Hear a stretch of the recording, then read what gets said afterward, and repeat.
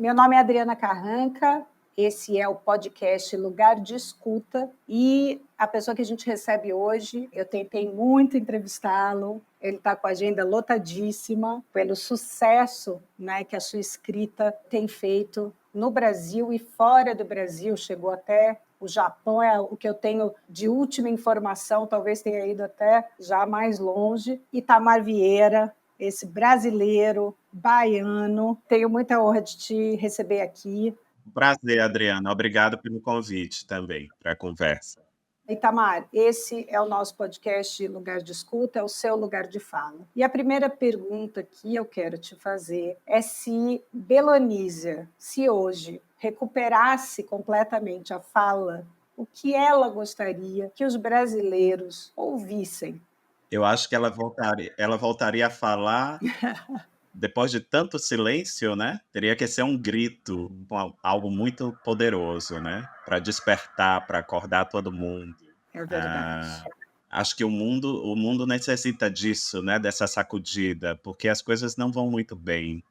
Curiosamente, de silêncio e de grito, né? Curiosamente, que o silêncio, a escuta, né? Você também silenciar para escutar o outro é muito importante, né?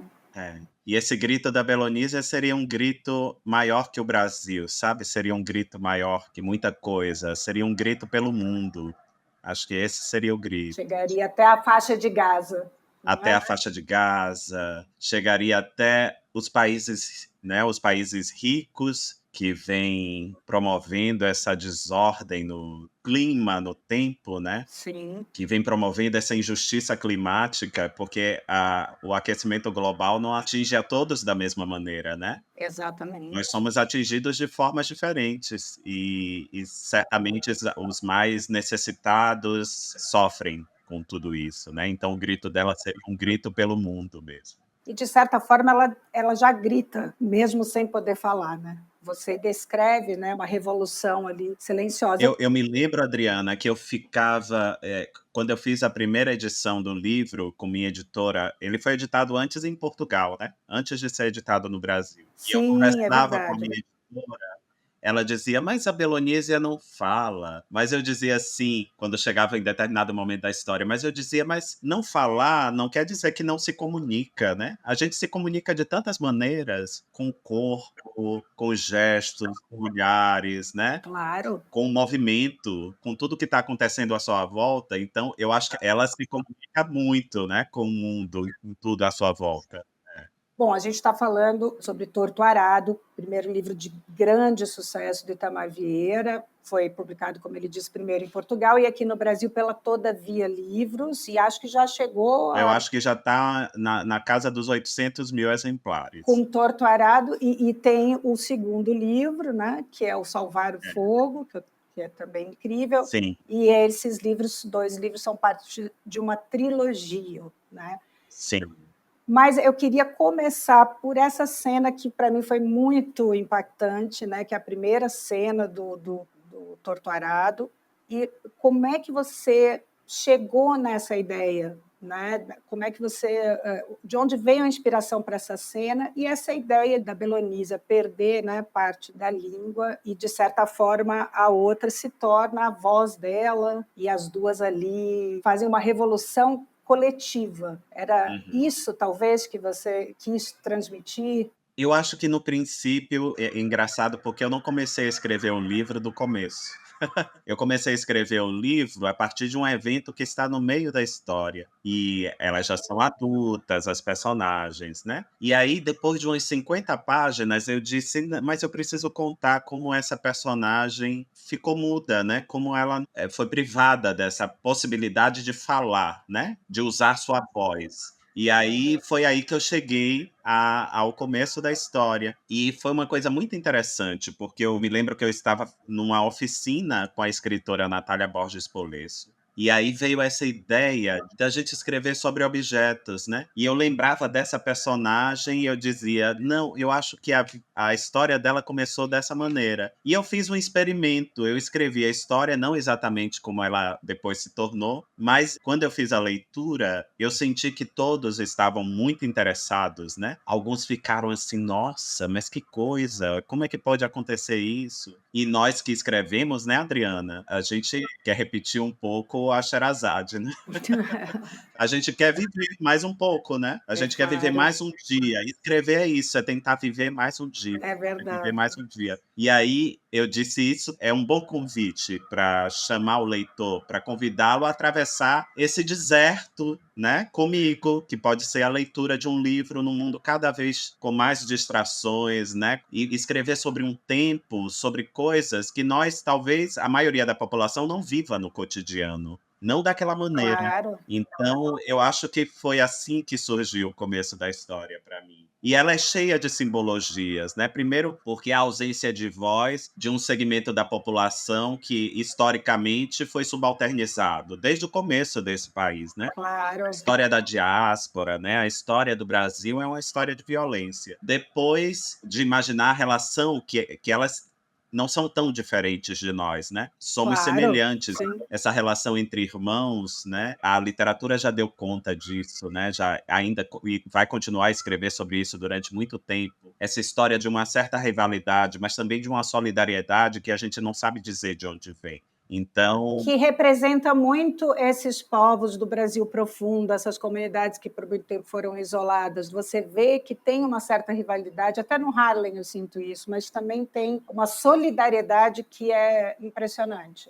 imensa, imensa. Eu sou servidor público, né? Pois Eu é, tenho licença sem remuneração, eu estou licenciado. sim, Mas eu sou servidor público há quase 18 anos. E eu fui trabalhar por necessidade, né? Eu me formei em geografia e fui trabalhar por necessidade no campo. Eu fui trabalhar, fiz concurso e fui trabalhar no INCRA. E foi percorrendo o Maranhão e percorrendo a Bahia que eu descobri, né? Eu estava ali revisitando a minha história, a história dos meus antepassados, né? Meu pai foi criado no campo, meus avós nasceram no campo, meus bisavós também eram agricultores em condições muito semelhantes à que é retratada na história. E então foi uma espécie de encontro com uma memória que eu acessava apenas pelas histórias familiares, mas que não tinha experimentado, não tinha vivido. E foi um encontro de muitas surpresas, né? De muita aprendizagem, de muito conhecimento. Porque eu acho, Adriana, que no campo as marcas da nossa história, elas estão evidentes como ossos, sabe? Elas estão ali muito demarcadas. Porque na cidade, a cidade nos deixa alienado das coisas, né? Da nossa identidade, da nossa história. E no campo essas marcas ainda são muito visíveis. Ali a gente sente todo o peso. Não que na cidade não sinta, a gente sente também. Mas de uma maneira a gente precisa de entrar com mais profundidade em tudo aquilo. Mas no campo isso está muito evidente. As marcas da colonialidade, as marcas da escravidão, as marcas do genocídio indígena, isso está muito evidente. Então, para mim, foi um encontro que me ensinou imensamente sobre o Brasil. Eu tive uma vida acadêmica, né? Como discente, eu fiz mestrado, eu fiz doutorado depois, e eu digo para você, sem nenhuma demagogia, que eu não trocaria essa experiência que eu tive com essas pessoas, né? Entre os camponeses e camponesas, quilombolas, indígenas, acampados da reforma agrária e outras comunidades tradicionais, eu não trocaria nenhuma dessa experiência por um título acadêmico, porque foi sim. essa experiência que me deu uma dimensão muito profunda do que é o Brasil. Nada substitui a vivência. Como é a vivência, como eles nos ensinam, as pessoas que vivem, né? Uhum. Eu tive um professor de escrita que ele, toda aula, né, que a gente começava, ele perguntava o que a gente tinha feito desde a última aula. E ele falava: vivencie, vivencie, vivencie. Não fiquem só na telinha do computador, vão para a rua. Ele nem deixava a gente usar, isso foi agora. Ele nem deixava a gente usar computador, nada tecnológico, fazia a gente escrever no papel mesmo, copiar trechos, uma coisa bem assim, old school, né? Mas ele falava muito da importância de vivenciar. Né? E eu queria te perguntar isso pela tua experiência com o INCRA, né? Você escreve ficção. Você acha que um autor de ficção, né, a vivência também é importante para ele? Quer dizer, tudo vem de dentro de você, né? Com certeza, Adriana. Eu costumo dizer que a literatura, eu acho que ela está muito baseada numa espécie de tríade. Para ser mais esquemático e tentar simplificar as coisas, porque não é bem assim esquemático, né? Mas eu acho que ela está. Essa tríade é o pilar do fazer ficcional, que é a capacidade que nós temos de observar o mundo à nossa volta. Todos têm capacidade de observar, mas quem está atento às coisas que acontecem à sua volta, né? Não sei se todos têm essa capacidade, essa atenção, essa sensibilidade de olhar para o mundo de uma maneira muito intensa. Então, fazer ficcional exige isso, essa capacidade de observar. Um outro é a capacidade de evocar a memória, né? E a memória em todos os sentidos. Se você vai narrar uma personagem chorando, todos choraram alguma vez na vida. A gente pode levar aquilo para a história, né? Levar aquela experiência. O que é que a gente sente? Quais são os sentimentos que nos assomam? Até descrever como a lágrima rola numa face, isso a gente precisa evocar a memória ou a observação, se a gente está observando outra pessoa. E a nossa capacidade de imaginar, que essa é absolutamente humana, pertence a nós. Não sei, talvez outras espécies, existem alguns estudos já avançados que pode dizer que os primatas ou outras espécies têm capacidade de imaginar também. Mas esse é um fato, nós imaginamos e imaginamos como ninguém. Né? Até os sonhos, o Antônio Cândido dizia, Sim, é a primeira ficção que o ser humano elabora, né? O Yuval Harari, ele diz que a fofoca é a primeira ficção que nós é verdade. e inventaram há milhares de anos atrás. Ou seja, Sim, essa sim, capacidade de claro. elaborar ficção é muito humana. É nossa o tempo todo. As pessoas É, mentem. A mentira não é um ato, um fato apenas. A mentira é uma invenção, é imaginação, é sim, criação também, sim. né? E a mentira não pertence a uma ou outra pessoa. Em algum momento da vida, a gente precisou até usá-la para sobreviver, para escapar de ciladas, armadilhas, né? Então, eu acho que a ficção, para mim, ela é uma possibilidade para todos, né? Ela acontece Uhum, dessa sim. maneira. Como eu escrevo não ficção, né, eu falo Uhum. sempre que a não ficção muitas vezes é mais extraordinária do que um autor de ficção poderia imaginar, porque você mesmo viu isso no campo, você vivenciou Claro. isso que você escreve no livro, você Quando eu vejo viu, as histórias, Adriana, assim, eu até são brinco. extraordinárias, né? Eu digo, eu me sinto um escritor miserável, porque eu digo, eu não consigo acompanhar a vida. A vida é muito mais inventiva, muito mais É, criativa, né? às vezes eu mesma me pego falando, não, se eu puser isso no livro, eles vão achar que eu inventei, que não é não ficção, não é possível, que é tão extraordinário, né? Ainda bem que eu não escrevi, que aconteceu naturalmente, porque senão. Mas eu agora não lembro se foi a Margaret Atwood, que é aquela canadense escritora, que eu lembro que eu fui buscar isso, né? Onde a não ficção para e onde começa a ficção, né? E ela deu uma definição que eu queria saber se você concorda, né, com isso. Ela fala que o autor consegue chegar até a porta do quarto, um autor de não ficção, mas na maioria dos casos, esse autor de não ficção não vai poder abrir aquela porta. Ele não vai ter acesso à intimidade, né, dentro de uma sala, dentro da cabeça dos personagens, né? E isso o autor de ficção, ele tem acesso a todos esses espaços, inclusive a mente dos personagens, né? E a coisa mais maravilhosa é que ele permite o leitor a mesma coisa, né? A mesma experiência de adentrar a mente de um personagem, né? De viver essa experiência de um personagem. Eu acho que isso corresponde à realidade da ficção, né? Bom, tô usando paradoxo. A realidade da ficção, aquilo que, né? Quem escreve, acho que se sente dessa maneira também. Acessando, né, esses lugares. Acessando esses lugares mais recônditos da alma humana, né, da experiência humana. Uhum. E você falou agora de memória, acessar também a nossa memória, que é algo tão raro. Sim, Como a gente joga a nossa memória no lixo, né? Nossa memória pessoal e a memória dos nossos coletiva. Sim, antepassados, né? sim. E como ela é importante, como ela faz parte, né, da nossa. Da nossa Como história, você né. falou, você teve que voltar ali na Bibiana. Nós somos feitos de memória, né, nós somos feitos de memória. E a memória, para mim, ela sempre será evocada numa parcela igual de verdade e de imaginação também, porque o tempo, ele é capaz de nos afastar dos eventos, dos acontecimentos, e o esquecimento é algo natural né, do ser humano. Uhum. Sim, sim. Mas a gente não, aquilo não se escapa por todo, não se esvai por todo. E muitas vezes para contar essa memória, a gente também vai evocar, a gente vai usar o amálgama da ficção, né, para preencher as lacunas que o esquecimento infelizmente carregou. É tudo tão complexo, né, parece papo de gente doida, né, Adriana?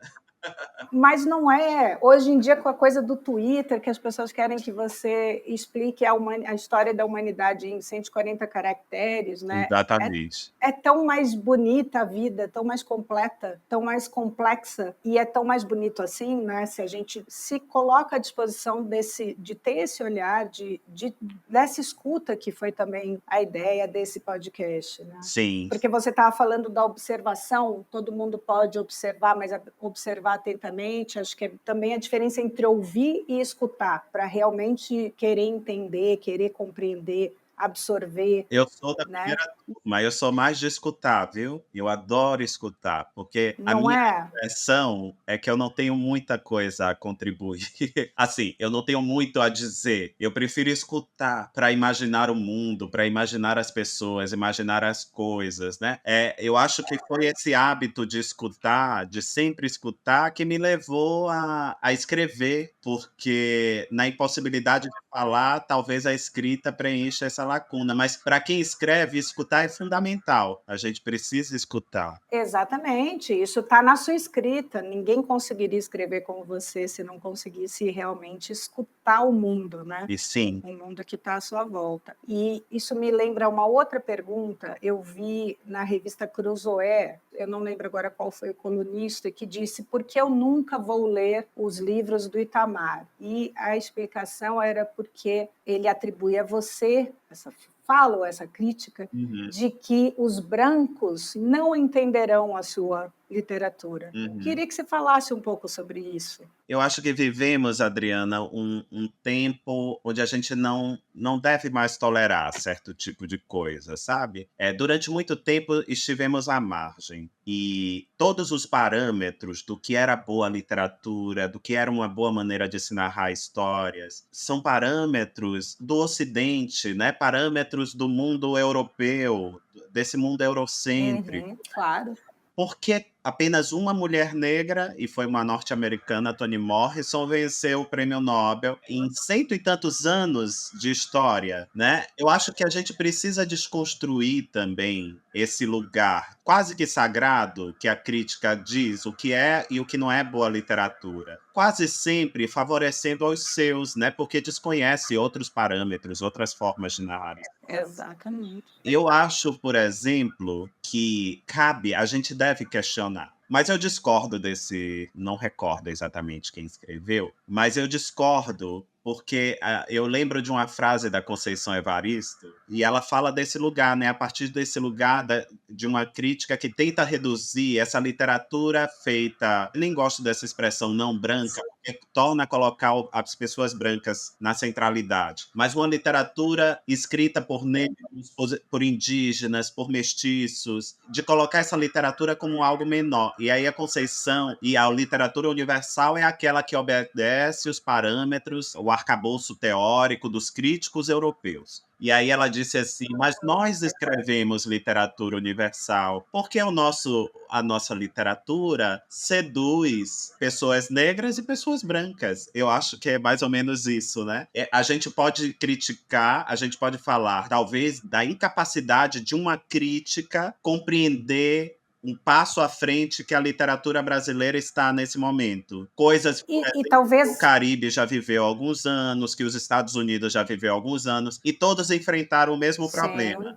Parece que esse movimento no Brasil é um pouco tardio. E ainda esse ranço elitista, esse ranço racista colonial ainda persiste, sabe? E cabe a sim. gente E como, né? defender o que está acontecendo. É o que o Jefferson vem chamando, às vezes, de primavera. É uma espécie de primavera literária, né? Porque a gente tem aí uma série de pessoas escrevendo, escritores, e não só escritores negros e indígenas, também há escritores brancos, que trouxeram, que Sim. despertaram novamente o interesse do leitor no Brasil pela literatura brasileira, né? E que também, de certa forma, sofreu por muito tempo preconceito também, né? Você é um caso até raro, né? De tantas traduções, né? Uhum. Machado saiu em inglês a obra de Machado de Assis agora, há poucos anos, né? Realmente merecia. Existe ainda no mercado editorial também esse bairrismo, esse racismo mesmo, racismo intelectual como existe na ciência. Mas o Sim. que me espanta dessa fala, né? Obviamente de um branco, dizia que o Itamar acha que eu não vou entender a literatura, ou a literatura negra não está à altura dos brancos. Não está à altura dos brancos porque, se os brancos não realmente se dispuserem a entender esse universo e a aceitar que nós nunca teremos essa vivência, nós nunca realmente conseguiremos compreender e que nós precisamos olhar o mundo pelos olhos das pessoas negras, das pessoas indígenas, né? Também, né? E que essa pluralidade, né, de escrita e de vozes, a gente Exatamente. ganha com ela. Quer dizer, você se afasta e fala, não, isso é literatura, como você disse, para colocar na caixinha e diminuir essa literatura, né? E então isso também me espantou. Sim. Eu lembro do James Baldwin. O Baldwin escreveu uma coletânea de ensaios que aqui no Brasil se chama Notas de um Filho Nativo. E o Baldwin, muitas vezes, ele foi hostilizado pelos segmentos mais radicais dos movimentos sociais, do movimento negro americano. Mas ele reagia à altura, sabe? Ele era uma pessoa consciente, letrada, Uhum. e ele dizia uma coisa maravilhosa, assim, que eu acho que isso termina por nos opor. Artigos como esse que foram escritos por esse senhor, que eu não recordo o nome. O Baldwin dizia: eu não posso acabar, anular todas as coisas bonitas, belas, maravilhosas. Eu não posso matar todas as coisas maravilhosas que eu aprendi das pessoas brancas, dos escritores brancos, né? Ou seja, isso não é uma oposição entre não é uma polarização. O que a gente pede é sensibilidade para que as pessoas entendam o novo, né? E não exija que a literatura seja assim ou seja de outra maneira, porque o mundo sempre foi dessa forma. As pessoas antes não tinham acesso, não tinham a possibilidade de publicar. Então, eu acho que vai mais ou menos por aí. Não é uma oposição, Uhum. mas é um convite à reflexão de que a gente pode aprender muito mais se a gente expandir os Exato, horizontes, né? Olhar o mundo exato. pelos olhos dos outros. Até porque o racismo não é natural, ele não é inato. O Jefferson fala uma coisa muito bonita. Ele diz o racismo não é um projeto estético. Ninguém quer escrever sobre racismo porque acha bonito. Não. A gente quer falar sobre a experiência humana, a gente quer falar sobre a nossa diversidade. Claro. E muitas vezes, para falar sobre isso, a gente precisa tocar em lugares, em temas sensíveis, né?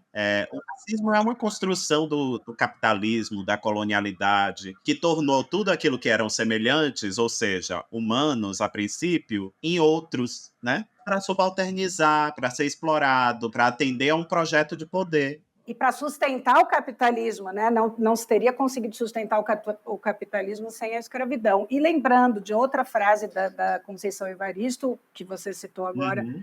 ela fala: o racismo é o problema do branco. O Sim, branco criou o racismo, as pessoas precisam compreender isso. É uma criação e um problema do branco, exatamente. né? E que os brancos precisam resolver, desfazer, né, esse erro. Eu achei aqui, para nós sermos justos, né, a coluna, essa revista Uhum. Cruzoé, porque nunca lerei os livros de Itamar Vieira Júnior. Teve uma vez que essa mesma revista publicou assim, algo bem irônico: Torturado é o melhor livro soviético escrito nos últimos 3 anos no Brasil.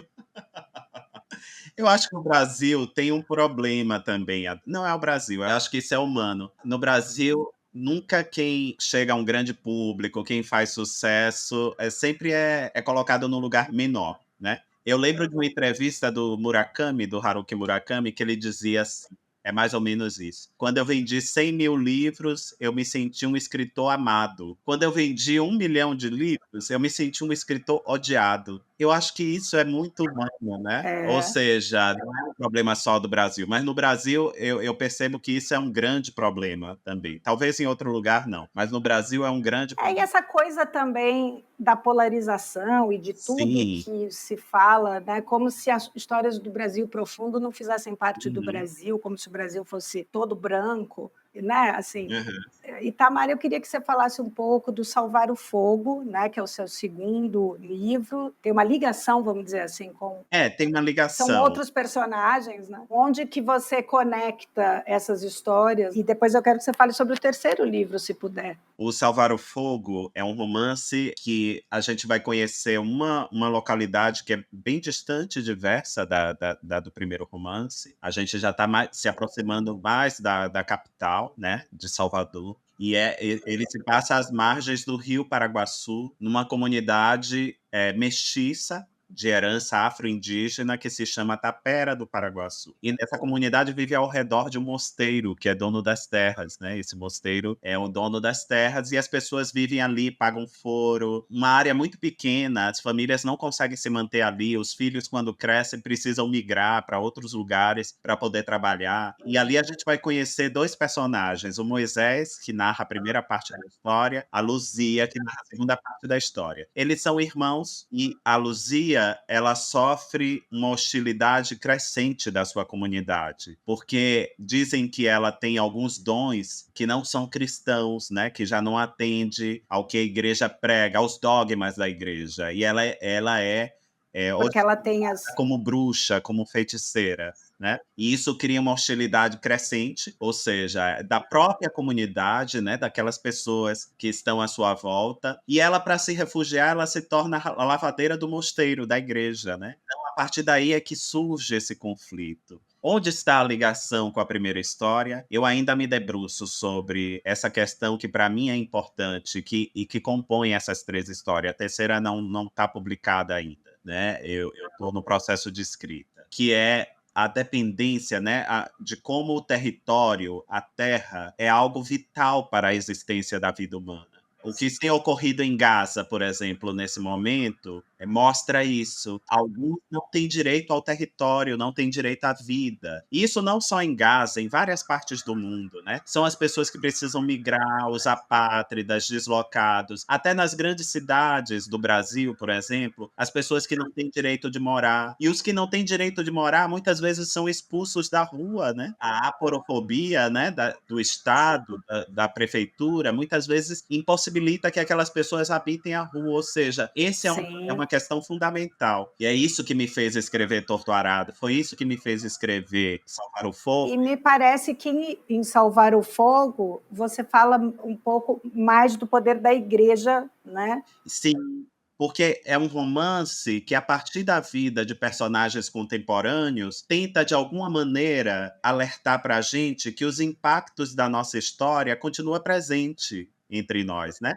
Há um trecho de Torto Arado, no final de Torto Arado, que diz assim: foi cavalgando o seu corpo que eu descobri que o passado não nos abandona. A gente estuda colonialismo, né? A gente estuda a escravidão e consideramos que aquilo terminou em um dado tempo, mas a gente não pensa nas sequelas, né? Que tudo isso ainda repercute em nossas vidas. Então, a partir da vida dessas personagens, a gente vai pensar nessa instituição, a igreja, né? Não haveria sucesso no empreendimento colonial se a igreja não estivesse ali também de mãos dadas com os colonizadores. A igreja, durante séculos, foi a maior detentora de escravizados no Brasil e em outras colônias pela América, né? Ou seja, pouco E se ainda é a maior detentora de terras, ainda é o grande maior dono terras. de terras em Nova York, por exemplo, é a Igreja Católica. Boston também deve, né, com certeza devem ser outros lugares onde a presença da igreja é muito importante, né? E poucas pessoas falam sobre isso e a gente não vê o quanto isso repercute ainda em nossa vida, né? Então a ideia desse romance era que, a partir da vida dessas pessoas, dessas personagens, a gente pudesse chegar a uma história que é nossa, que é coletiva, que pertence a todos nós, né? E lá pela metade da história se soma a eles uma personagem que é uma velha conhecida. Eu só não vou contar para não estragar a surpresa de quem não leu o livro. Sim, É uma sim, velha sim. conhecida dos leitores de Torto Arado. E aí, o que eu tenho ouvido dos leitores, né, o relato deles, é que eles gostam muito de reencontrá-la e poder descobrir mais sobre essa personagem. E o terceiro? Sobre a última parte, Adriana, a história vem seguindo o fluxo do rio. O rio Paraguaçu é o rio que recebe os rios Tinga e Santo Antônio. E ele deságua na Baía de Todos os Santos, onde está Salvador. Então, parte dessa história se passa na cidade. Uma pequena parte de Salvar o Fogo também já se passa na cidade. Mas uma parte maior dessa nova história se passa na cidade. E ali a gente vai conhecer os que foram desterrados, né? De todas as maneiras. Porque tanto em Torto Arado quanto em Salvar o Fogo, as pessoas estão lutando pela permanência na Terra. De alguma maneira, elas estão lutando com suas armas, né? E já os desterrados foram aqueles que não puderam lutar por elas, né? Que estão despossuídos de tudo mesmo. E Salvador é um exemplo. Quando você olha com cuidado para Salvador, também é uma cidade segregadora. Muito, brutalmente segregada. Eu sei que os Estados Unidos são também, mas,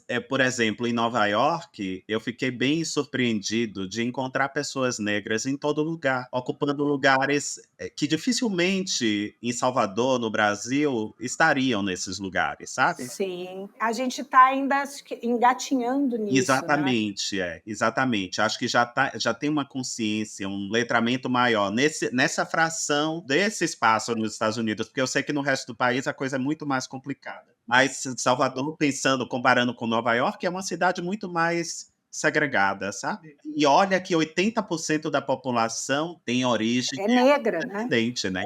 Isso é incrível, né? Uma cidade com 80% da população, e quando você vai para um bairro que é um Sim, bairro mais rico ou mais caro, sim, você percebe claramente a mudança com no certeza. tom de pele, né? Como é que as pessoas podem dizer que isso ficou para trás? E acho que a revolução que a gente está também vivendo, Itamar, não sei se você concorda com isso, nós temos uma revolução na literatura, né? Uhum, Com você, com Conceição Evaristo, Jamila e uhum, tantos outros, né? A gente tem uma revolução talvez na mídia, né? Na comunicação, né? Com uhum, pessoas ocupando espaços que antes não ocupavam na comunicação. Isso é muito importante porque a televisão entra na casa das pessoas, né? E acho que o olhar, você vê isso, né? As pessoas começam a entender, né? uhum. A mudar um pouco a sua visão de mundo, mas ela ainda não acontece no chão. Então, eu lembro de um lugar que eu tive recentemente, que eu olhava em volta, eram só brancos, né? E a biblioteca, curiosamente, tinha a capa das revistas e alguns livros que eram as capas todas com Uhum. atrizes negras e os livros majoritariamente de autores negros. Mas a minha volta era um lugar privado, havia só brancos, né? Os negros eram só Uhum. os funcionários da limpeza. Então as pessoas precisam realmente enxergar também, Sim, né? O Brasil profundo, talvez dentro da cidade, né? Dentro da própria cidade, que você vai trazer talvez aí no seu é terceiro. verdade. Acho que a gente ainda tem um caminho longo pela frente, né, Adriana, um caminho muito longo. E a gente só vai solucionar isso com educação. Com a educação. O seu livro fala muito sobre educação, né? Diz muito sobre a educação limitada que nós temos no Uhum. Brasil, né? Sim, é verdade. E eu acho que é com a educação que a gente vai mudar esse paradigma, né. Esse Exatamente. é o que a Saidiya Hartman diz, esse ranking de vida e valor, do que vale mais e do que vale menos, né. Uhum.